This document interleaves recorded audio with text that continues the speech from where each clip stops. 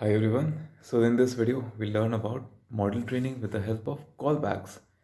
And there are various kind of callbacks which are available out there. But what we learn and understand in this video is what kind of callbacks are there in QuickML and how they can benefit you. Now callbacks, if you have not heard about what is callback, so let it be. So callbacks is something you need so as to ensure that your model training is stopped or is corrected at the right time, right moment, in the right way.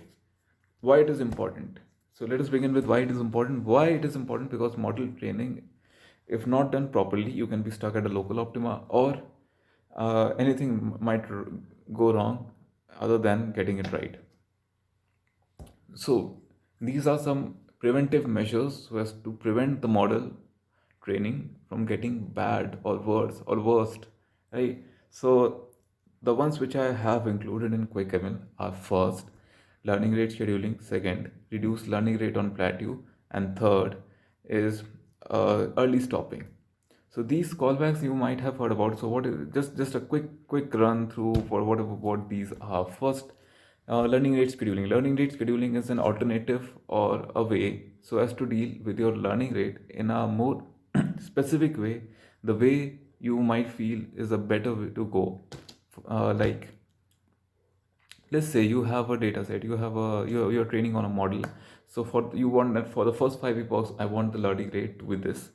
After 10 epochs, the learning rate should be changed to this. After 20 epochs, it should be changed to this. After 30 epochs, it should be changed to this. That this that That's all about learning rate scheduling.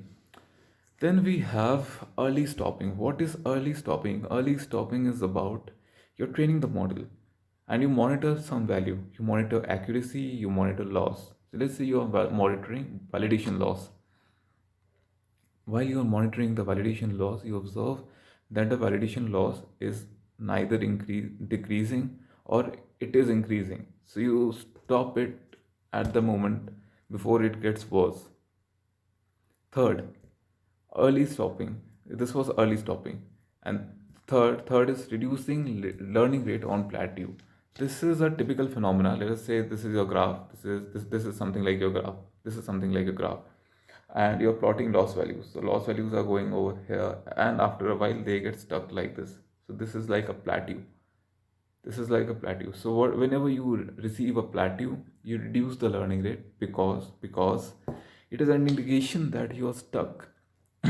It is an indication that you are stuck on the local minima, and you don't want to be stuck on the local minima. You want to reach the convergence point, the global optima. So what do?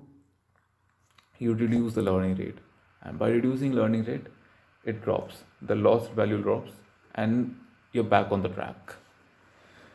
So you'll understand way better once I demonstrate through the screen and I share screen. So let's begin, let's jump into it.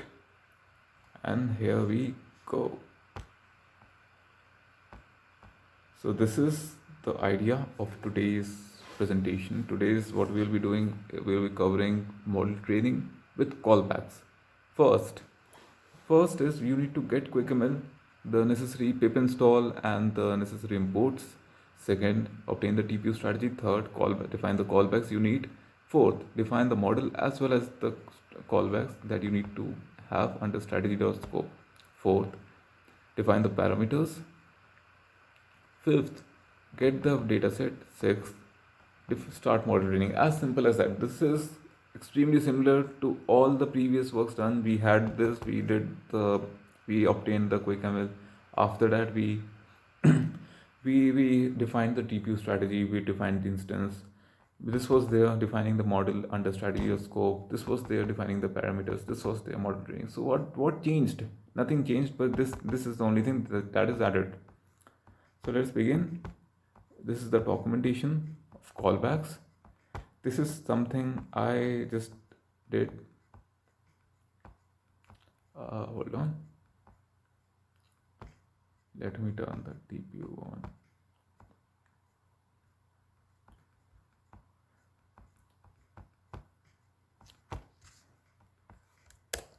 So the first step is installation and the necessary imports.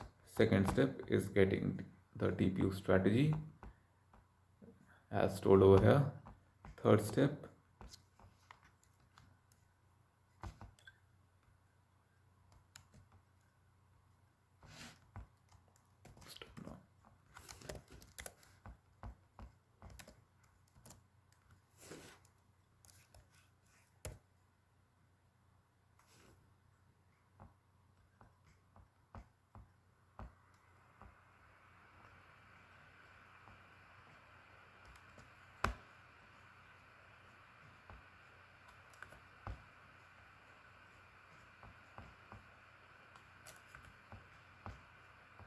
yep.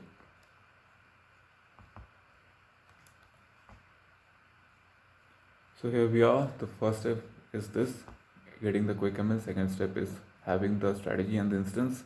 Third step is defining the callbacks which are needed. Fourth step is define the model under the strategy.scope and define the callbacks. Fifth step is defining the parameters. And last step is your model training. We are done with the first step, installation and the necessary import. Then the second step, let's go to the documentation, stumble over the this page, beginning working with TPU, do the necessary imports.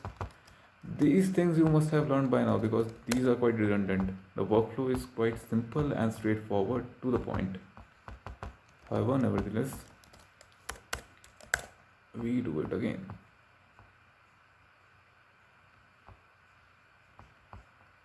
Yep. Now let us define the callbacks. This is quite interesting, so let us begin. Defining the callbacks is, you go over here, you stumble over the callback section in the documentation. Under the documentation in the callbacks, this is the necessary line of import so as to get the necessary callbacks. Yep. Now we did the get callbacks. There are 3 callbacks available as of now, as I told in the video, in the opening of the video. Learning rate scheduling. Second is early stopping, and third and the last is reducing alarm plateau. If you want to have multiple callbacks, this is the way. So I would begin with this. If you don't want to have any, you can define as none. So let us copy this, paste it over here. So as to know that which one are working for you, we can print the callbacks. So as to just to know. Now, learning rate scheduling. In the learning rate scheduling, we have 4 type of callbacks. First is ramp up, second is simple, third is stepwise, and fourth is step decay. So what are these? So just have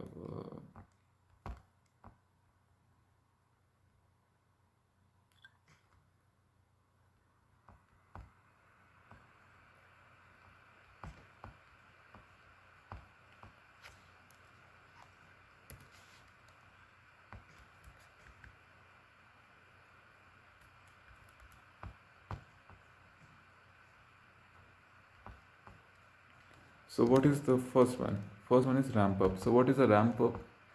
Ramp up is you go over here till a certain epoch, then you drop it gradually. So this is ramp up. Second is the simple learning rate. Simple learning rate scheduling is simple.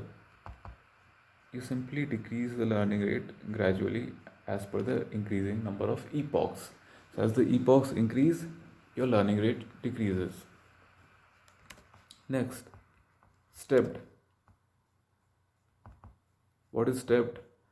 Is something like you go over here, you have a constant learning rate for a particular time interval, for a particular number of epochs, then you decrease again after a certain number of epochs, then you again decrease. So this is something like a step, and step decay is also kind of similar. Is something like this, more or less. Now early stopping is you have your validation loss graph, something like this. It is decreasing. all of a sudden you start to observe that it is increasing. So you have a patience parameter. So for how many epochs would you tolerate? So let us see, you have a patience parameter of 3, value defined as 3. So if the value is defined as 3, so you will wait for 3 epochs. If it is still increasing, you will stop, because you don't want your loss to increase, you want your loss to decrease. This is early stopping. Reducing LR on plateau. So I think you'll get a better diagram on reducing LR on plateau. Reduce LR on plateau. It is something like 6 constant. Then you drop the learning rate so as to get a better, as shown in here. This was a constant. It shows that there was a local optima. You reduced the LR, it dropped. Again stuck on a local optima, you reduced LR and it dropped. So this is reducing LR on plateau. Quite simple, quite straightforward. Let's dive in to what we were doing.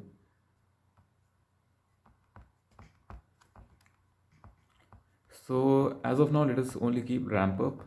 Early stopping, let's not have early stopping, just keep the other parameters none. You can have the other parameters. The default values of other parameters are defined here. So if you have the default value of reducing LR on plateau, you would be monitoring the validation loss with a factor of 0.1, patience as 10, verbose as 0, everything is defined over here. So if you want to use the default values, that's right over here. If you want to customize as per your own, you need to define it with the help of a dictionary.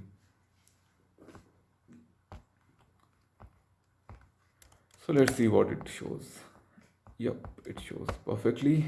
Now let us do the model definition. To define the model, all you need to do, so we are done with this, we are done with this, we are done with this, we are done with this. Now we are going to do this part, the model training, the model definition. Switch strategy dot scope, define the model, then define the callbacks. So this particular part of callbacks was just to know the callback is getting defined properly or not. However, it is better to define under strategy.scope. To get the model, I would go to documentation, stumble over create models quickly. Now, this is it. This part is it. Copy, paste, get the model from here.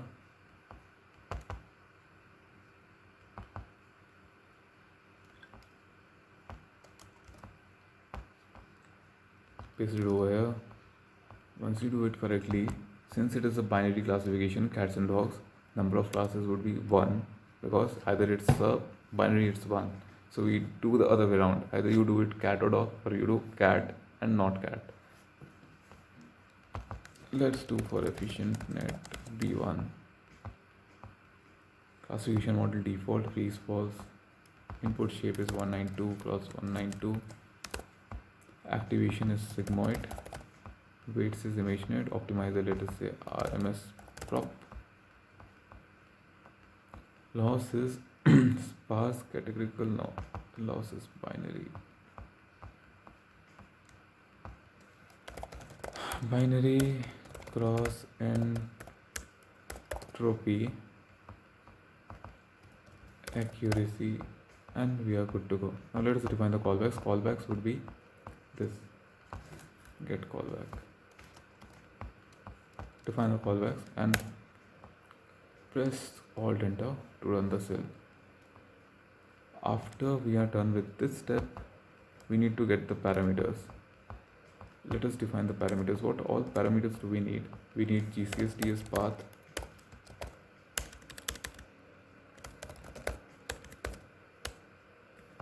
what all parameters do we need? We need GCSDS path, we need we would need what do you say, epochs, we would need patch size, we would also need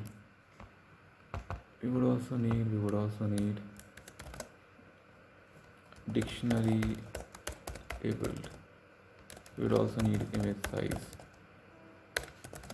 and 4 plus 5 will fetch us the get label TF record format. Then we need we need to define the training TF record path. In the end, we would need to have our training dataset, training and validation dataset. Good.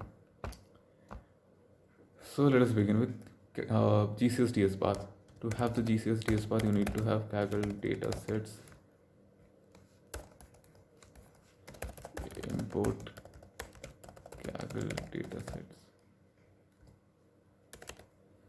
GCS DS path equals to Kaggle datasets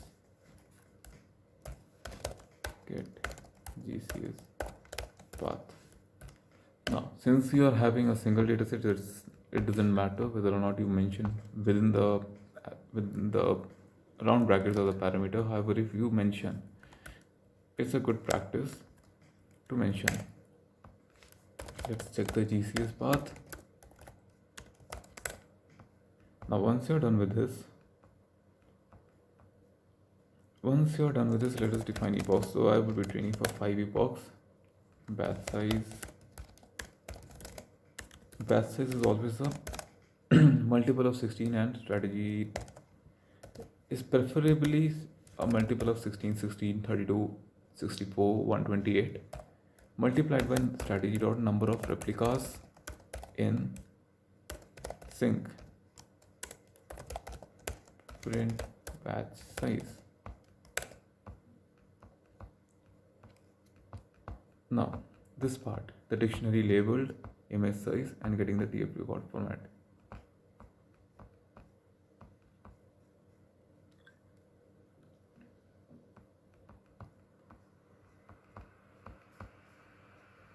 So this is the dictionary labeled.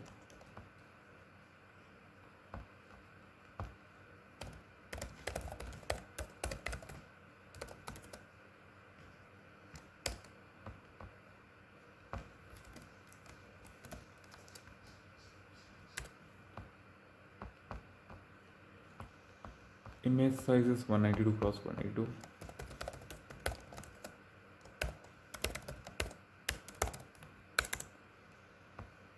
And now we need to get the label format. To get the label format, go back to begin working with TView. Check the label format.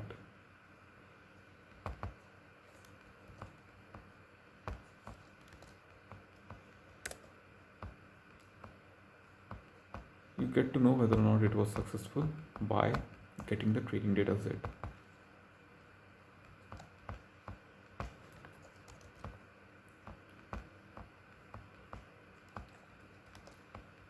In the training dataset, so as to obtain the training dataset, you have the GCS path, you have the train TF record path. You don't have the train TF record path, you would obtain the train TF record path.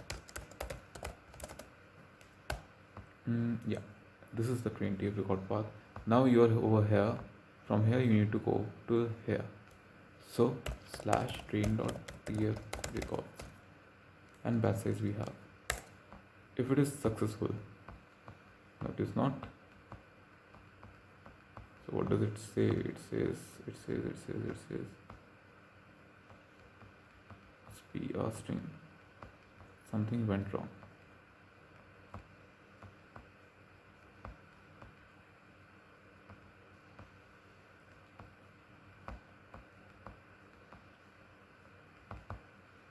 Yep, it must be a string as defined in the documentation.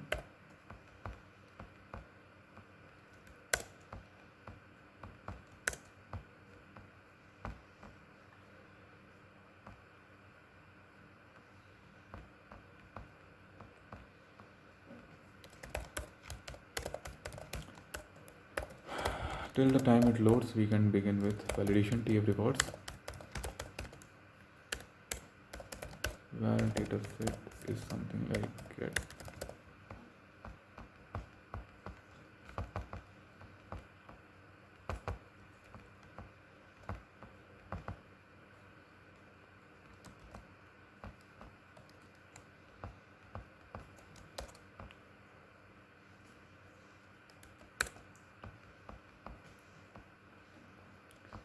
Yep. So it is successfully loaded. You have 14,961 samples. After you get to know the number of samples you have, you can define your steps per epoch. Steps per epoch is something like 14,961 integer division by batch size.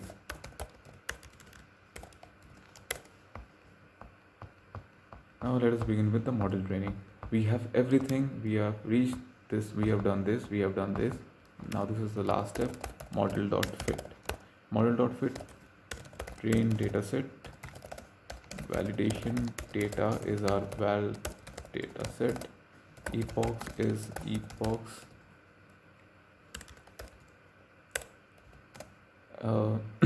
Steps per epoch is equal to steps per epoch and batch size equals batch size callbacks equals what was callbacks defined as? Callbacks was defined as callbacks. And let's begin. It should happen successfully.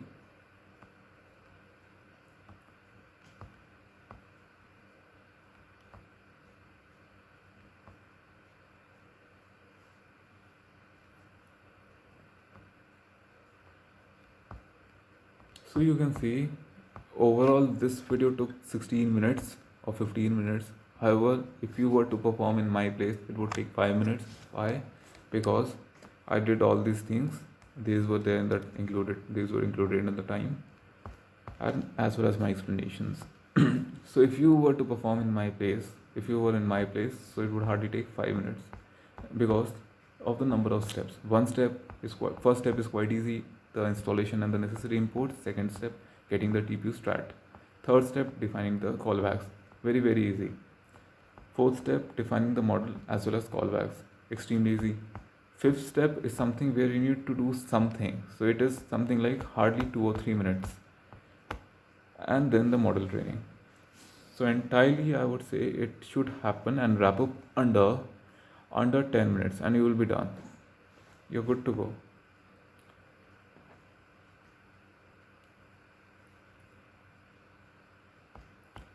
So these are some videos I'm doing on how to use QuickML. However, if you want to learn more what is callbacks, what are those kind of things, I take on my Telegram channel or on my live webinar events, anything. So till the time we are done, let us see what is happening. Yep, it is happening. You can see the learning rate over here. Learning rate would change. Yep, it changed. So this is it. Let me share the notebook. I can share the notebook with you. I'll share the notebook with